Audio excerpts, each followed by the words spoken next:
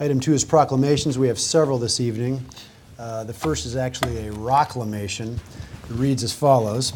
Whereas the Englert Theater, Iowa City Public Library, Hills Bank and Trust Company, and the University of Iowa Office of Outreach and Engagement have partnered to create a free kids' music album named For Kids and By Kids, Songs from Iowa Rock City, Volume 1. And whereas these partners, along with the album's other co-sponsors, acknowledge the richness of our local music scene. And whereas participating in music and the arts is beneficial to the development of young people. And whereas we believe that children are the future, the kids are all right, and we built this city on rock and roll. And whereas the City of Iowa City's official name contains redundancies and is not sufficiently rocking enough. Now, therefore, I, Matthew J. Hayek, Mayor of Iowa City, do hereby proclaim that Iowa City will be known for a day as Iowa Rock City on Saturday, March 28th, the day of a free concert release party at the Englert, featuring local musicians of all ages who contributed to this compilation album. And I encourage the community to support this worthy pursuit. Here to accept the proclamation is Robo Professor. All right.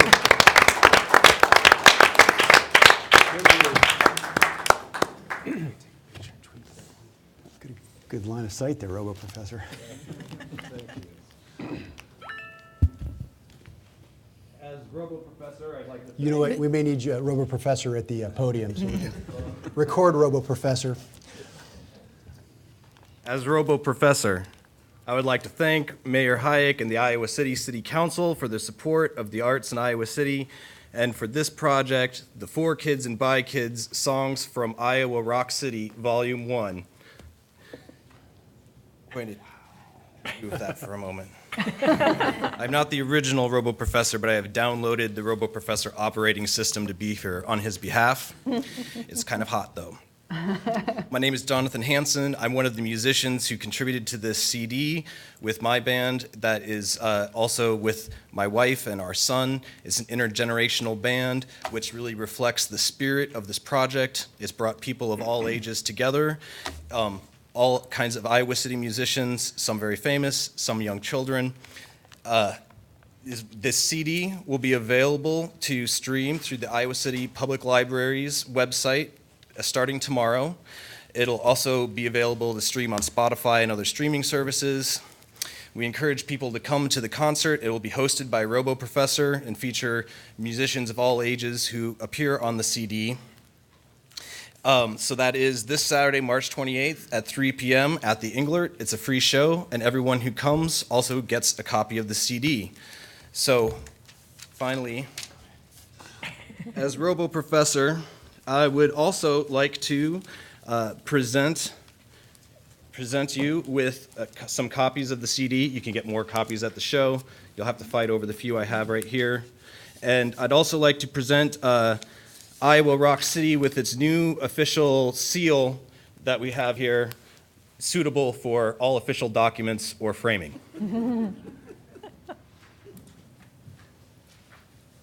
Thank you.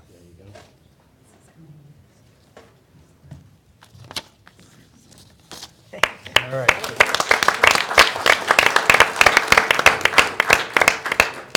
By the way, I'm taking credit for the reference to the kids are all right. That was my late addition to this proclamation. I felt, I spent about 20 minutes thinking of kid-related rock tunes, and The Who's classic tune was the only one that came to mind.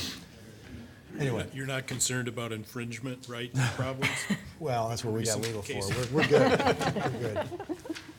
Okay, our second proclamation is regarding National Service Recognition Day. It reads as follows. Whereas service to others is a hallmark of the American character and central to how we meet our challenges.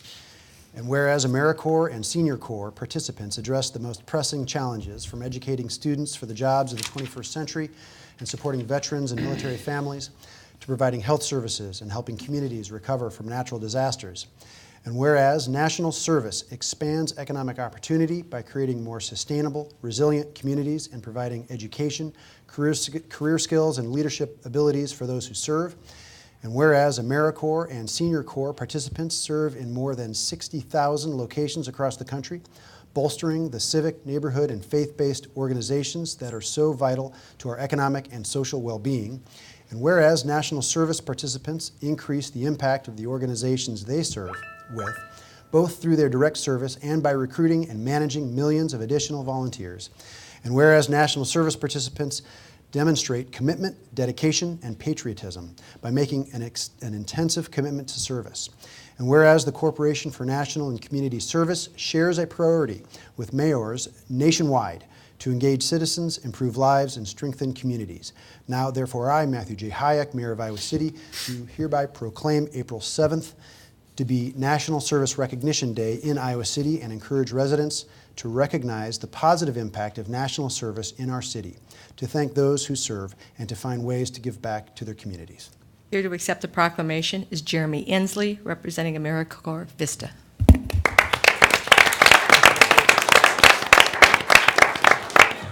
Thank you. Hard to follow Robo Professor. Thank you for having me here today and declaring this day of appreciation. Joining a team of AmeriCorps Vista volunteers serving at Shelter House, I've had the chance to work on housing and employment.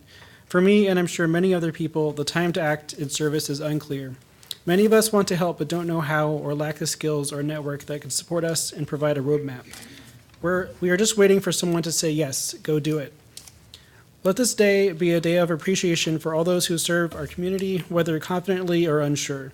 Let this day be an encouragement for all those who are waiting to act, to go out to their community and serve. Serving at Shelter House, I've witnessed both how deeply our society is divided, but also how we are the same. The circumstances that leading to homelessness are many and varied. Becoming homeless is not as difficult as many would like to think. In working with vocational services, I've had the chance to work on resumes for a wide range of people. The one thing they all share is a hopeful vision of the future. Our job as members of the community is to give them resources they need to fulfill their vision where they're confident or faltering. In that, we are very much alike. I've also had the opportunity to see how views and perceptions can change.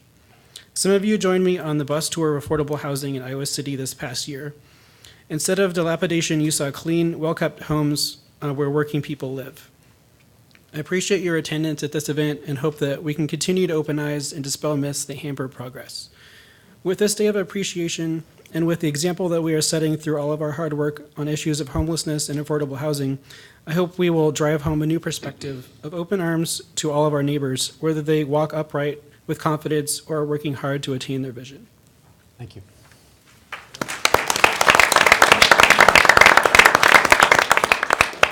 Our third proclamation is regarding Colorectal Cancer Awareness Month. It reads as follows: whereas colorectal cancer is the third most commonly diagnosed cancer and second most common cause of cancer deaths for men and women in the United States, and whereas every 3 minutes someone is diagnosed with colorectal cancer and every 10 minutes someone dies from colorectal cancer, and whereas the vast majority of colon cancer deaths can be prevented through proper screening and early detection, and whereas the survival rate of individuals who have early-stage colorectal cancer is 90%, but is only 10% when diagnosed after it has spread to other organs. And whereas if the majority of people in the United States age 50 or older were screened regularly for colorectal cancer, the death rate from this disease could plummet by up to 70%. And whereas African Americans, Hispanic Americans, Asian Americans, American Indians, and Alaskan Natives are significantly less likely to be screened for colorectal cancer compared to whites, and whereas colorectal cancer is preventable, treatable, and beatable in most cases. Now, therefore, I, Matthew J. Hayek, Mayor of Iowa City, do hereby proclaim March 2015 as Colorectal Cancer Awareness Month, helping to provide a special opportunity to offer education on the importance of early detection and screening. Here to accept the proclamation is Gary Street, American Cancer Society.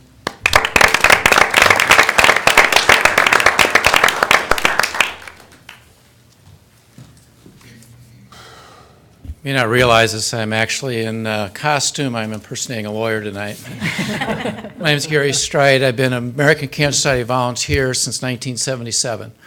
When I started volunteering in those days, the 5-year survival rate from cancer was less than 50%. Today it's approaching 65%, and as the proclamation noted, for many types of cancer, the survival rate is much higher.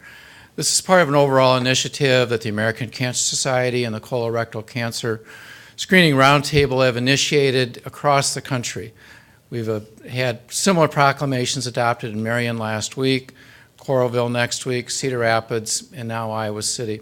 We're really trying to push awareness. As the proclamation noted, among our underserved populations, the screening rates are far below what they could be. And so our real push is to create awareness, encourage people to get screened, and consequently save lives. So thank you very much for adopting this proclamation. Thank you very much for your interest. Thank you for your time. I would just like to add one thing. I mean, notice here that this is colorectal cancer screening. It is not colonoscopy. People like to get, there are many types of screening. Just because you get screening for colorectal cancer, there are some new novel tests, many which we're developing here at the University of Iowa, which also provide opportunities for colorectal screening that are not colonoscopy. You'll have to, Gary, you'll have to come up to the podium again. Sorry, we have to record these. Well said. I had an op-ed piece in the Court of Business Journal last week, and as I said there, the best test is the test that gets taken. And the only point about colonoscopies, of course, is that if you discover a polyp during the colonoscopy, you can get it removed, and oftentimes they're precancerous. But oftentimes the rigmarole of testing is a barrier to people getting tested. So our real message, of course, Rick, is that everyone get tested, and the best test is the one that gets taken. You know, social scientists talk about our degrees of separation. And one thing we've adopted as a theme in the American Cancer Society is 1 degree of separation that all of us share from someone who's had cancer. And so really part of what we're talking about is something that's going to touch all of us. 1 of every 2 men, 1 of every 3 women are diagnosed with cancer sometime during their lifetime. So it hits us all pretty close. And I appreciate your clarification, Rick. It's right on point. Thank you. Matt, could I elaborate briefly about this? So speaking of 1 degree of separation, 8 years ago, my brother was diagnosed with colon cancer. He had no idea because he hadn't had any exams whatsoever. He went through a 7-hour operation to remove the tumor. They told him he wouldn't survive the operation, probably because of some other complication, but he did. He lived for, I don't know, I've forgotten now, something like 3 or 4 years after he was first diagnosed. They called him the Miracle Man, but he died. And it was because he didn't have himself checked routinely.